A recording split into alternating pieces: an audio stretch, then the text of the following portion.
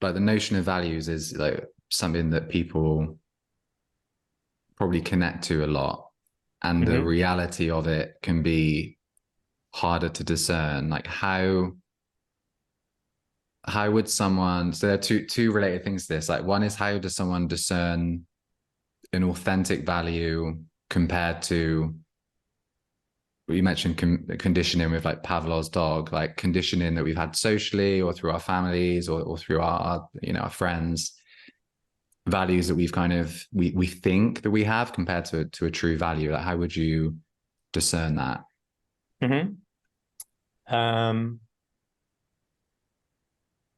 I think one thing to think about is like traditionally, whatever society you're in, like a lot of times the religion of the society would provide you with a set of values. Mm, And so people may have values that they've just inherited from their society. Um, and they may or may not be a good fit for the person. mm, Um, and so I think that's one of the ideas of ACT is like, okay, we want to not just assume a certain set of values and then that you just have to accept it, right? mm, So this idea that you are trying to organically find out, what really rings true for me versus what doesn't ring true. But having said that, the list I just gave of family, education, work, those tend to be fairly universal and not mm, doesn't come across as some kind of dogmatic imposition of something. It's more, oh yeah, most people have these things. Um, mm, but but yeah, I would say when you're actually working with somebody, I think it's a question of what feels really alive for the person, what feels like just naturally something that's resonating with them, that it's like they feel it deeply in their body. When they talk about it, they have a fair amount of energy around it. mm. Um, they'll keep coming back to it. Um, so I think that's one part of it. And then another part is the tricky part of, is that something authentic coming from your core, or is that an internalized habit that you have that you may not agree with, but it's been internalized, and so it's operating, Yeah. it's influencing you, Mm-hmm. and it's hard to become aware of like, oh, do I agree with this or not?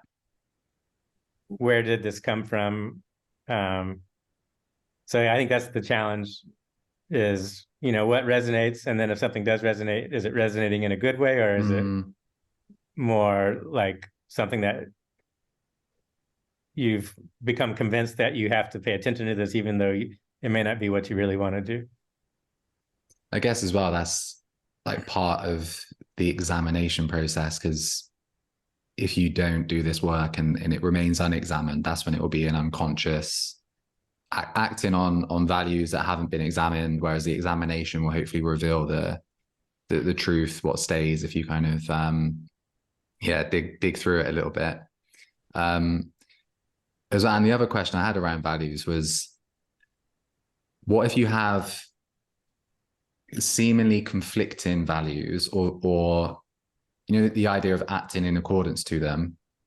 Mm-hmm. If you're in a situation where you have two similar weighted values that actually require a different action, so you're almost then making a decision between, why value education. Like education might mean I've got to move to a different city and leave my relationships behind. But if I prioritize my relationships, I might not have that opportunity in terms of education. Is there a process there as well in terms of discerning when to choose some value over another, so in some way? Mm-hmm. Yeah, so I think the processes interrelate with each other. Mm-hmm. Um, so yeah, if you have like two kind of competing values, um, then you could work with it in terms of acceptance and cognitive diffusion, right? So you Right. could be, Yeah. okay, I have a value around education. And so then the therapist could say, okay, well, you know, just kind of think about it for a little bit, the idea, the value of education. Okay. And then the therapist can ask, okay, now where do you feel that in your body? Um, get in touch with it as sensation in your body. Um, And then also, what are the thought patterns? Are the thought patterns that you're just grabbing onto, or is it like, Mm. oh, it's a thought pattern that you're able to be aware of, and do you agree or disagree with it? What's it doing for you? How is it working for you or not? So through acceptance and cognitive diffusion, you can kind of get in touch with it in such a way that you're letting go of any kind of reactions around it, and you're just trying to get in touch with it as it is. So I think sometimes just kind of becoming more clearly understanding the value is one way of just being clear, what is it? And then, because if you have two values, you could do a kind of similar process for both of those things. And then it gets into weighing which one has more weight than the other. Mm-hmm. And so that's, I think, a process of just kind of having to sit with it or be with it over a certain period of time. So kind of trusting in the organic process. Okay, if I'm just being with it in a clear way, letting it just kind of cook, or letting it Mm-hmm. like a chicken sitting on an egg. Right. Over time, what seems to feel like it's the more important one or has the more weight to it? And or, oh, is there some way to,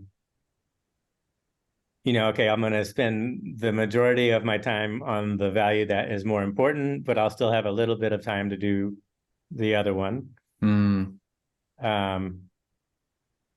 Or it could be, okay, it feels like this is the one I want to do. Let me start the process and see what it's like. As I start the process, does it still seem like that, or does it change or not? Mm-hmm. So yeah, so I think it's just a combination of getting in touch with it and allowing the Buddhist terminology I say is like your stored consciousness, or Mm-hmm. allow your unconscious or your stored conscious to percolate it, and let it kind of cook or get clear. So that can happen through just meditation, and then also, just kind of talking with somebody, talking about it. And so usually over time, it just kind of becomes clear. But yeah, it could be what becomes clear is, oh, this is a tough decision and it's kind of messy and it's a hard one, Yeah, yeah. Yeah. What I really like about this as well, like Yeah. it's revealing like you mentioned the interrelation and the kind of complex system of psychology, the way that, yeah, sometimes it is a case of allowing, through that psychological flexibility, allowing something else to emerge, another solution.